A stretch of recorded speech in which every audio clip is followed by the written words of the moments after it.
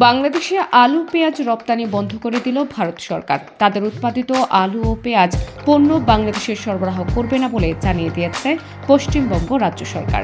এতে দিনাজপুরের হিলি স্থলবন্দর দিয়ে ভারতীয় আলু ও পেঁয়াজ আমদানি বন্ধ হয়ে গেছে। মঙ্গলবার সকাল থেকে হিলি বন্দর দিয়ে পেঁয়াজ আমদানি হয়নি, তবে আগের বুকিং করা 2 ট্রাক আলু আমদানি হয়েছে।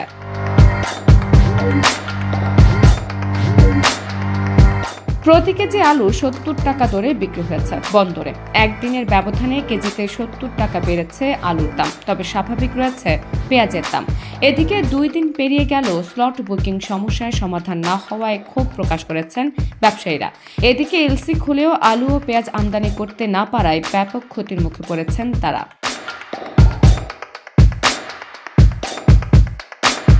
হিলি বন্দর আমদানিকারকরা জানান, ভারতের সৃষ্ট জটিলতা নিরসনে মঙ্গলবার কলকাতায় সংশ্লিষ্ট কর্মকর্তাদের সাথে রপ্তানিকারকদের ব্যবসায়ীদের বৈঠকের কথা রয়েছে।